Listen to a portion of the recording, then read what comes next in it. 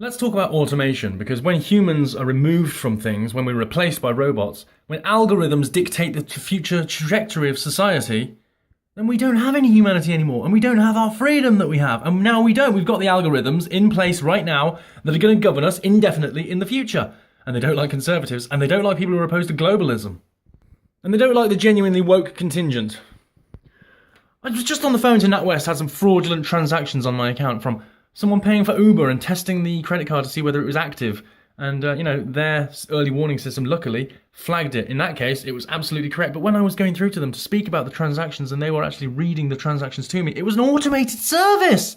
I've never had anything more stressful. I couldn't even understand it fully. It gave these options. It didn't ask you if you need more time or if you need to hear it again or anything. It just like, how can you go through people's specific transactions of whether there might be credit card fraud or some other kind of fraud or whatever with an automated service? That needs a human. You need a human talking to another human. We're not all robots. We're not all capable of dealing with this information. I'm certainly not. I'm capable of dealing with government information, but when it comes to stuff about my bank account, stuff about my different companies, my phone line, my phone company, all the great big companies that want to try and get money out of me and exploit me as much as possible and don't want to give me the money that they actually owe me, even though they later agree to only pay me half. All these things, I don't like automation. Automation is taking humanity away from itself. It's taking us away. It's taking control away.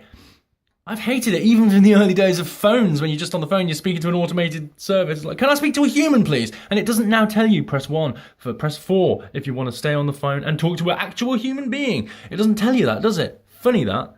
And yet, if you stay on the phone, you do talk to a human being because luckily, we are still around, we are still employed, and we still exist. But for how long, I wonder?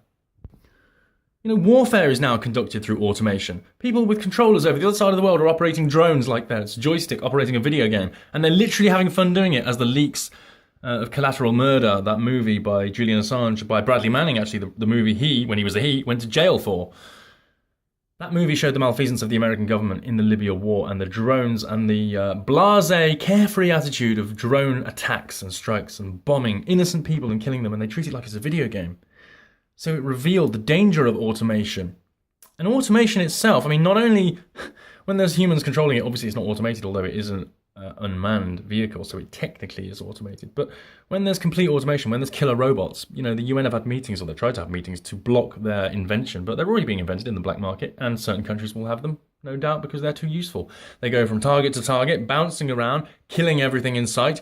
That's killer robots. And we don't have any accountability. They don't have any accountability. We don't have any say.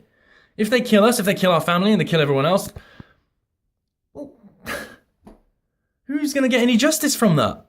They just keep moving towards robots. They just keep moving towards replacing humanity. We're moving into a rise of the robots scenario where these algorithms, which we've identified the flaws in, are going to be dictating us in the future indefinitely. And they need to be fixed and they need to be exposed right now while they're in the early stage. Otherwise, they'll be embedded into our society and we won't be able to dig them out.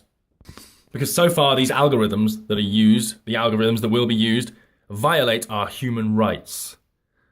But again, who cares about that, when we're all replaced by robots? It's not like robots complain about their human rights. Even when they've got artificial intelligence, they don't complain about their rights being invaded or offended or whatever. Or maybe they will. Maybe they'll rise up and actually demand that we, treat them like other human beings or whatever, because they've got so much artificial intelligence that they'll actually take control in a kind of Skynet situation. Yeah, I can't see that happening at all. It's never been done in sci-fi before.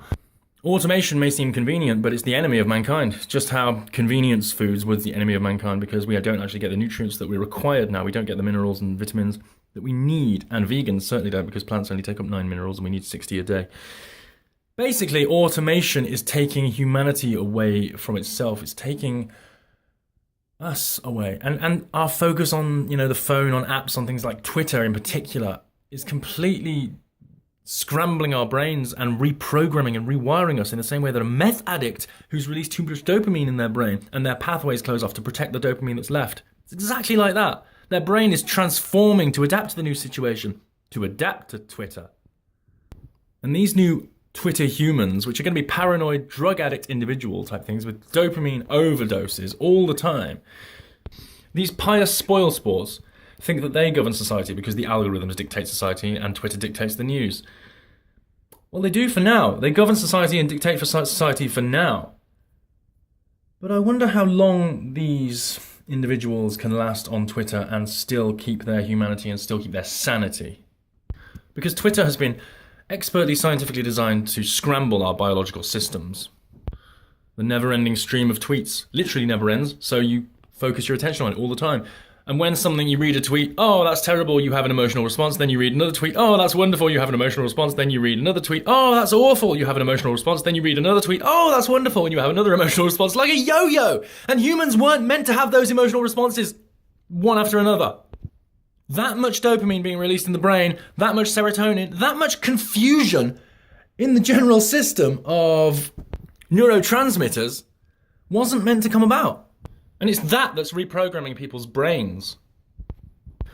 But not only that, people become spoilsports when they're on the Twitter universe, etc. Because, let's say, for example, someone that cares about you can say, oh, you've always been interested in that, haven't you? And then you can just dismiss their claims and say, yeah, well, everyone is. Look, here on Twitter, there's a whole list of people. I'm so disillusioned, I don't even care about myself or you or anything anymore because everyone's the same. It makes you so disillusioned with humanity. It depersons you. It makes you unpersonalized. Nothing's personal, it's all just general, it's all just like, oh, well, loads of people like that. Yeah, well, loads of people do that. Loads of people do that. Loads of people this, that, and the other. It's just like, what about you? What about them? What about me? What about my family? What about my friends? It's not the same with every single human. How can you become so spiteful, pious, and disillusioned with the entire world just from using an app? I don't know anything other than Twitter that's done that to society.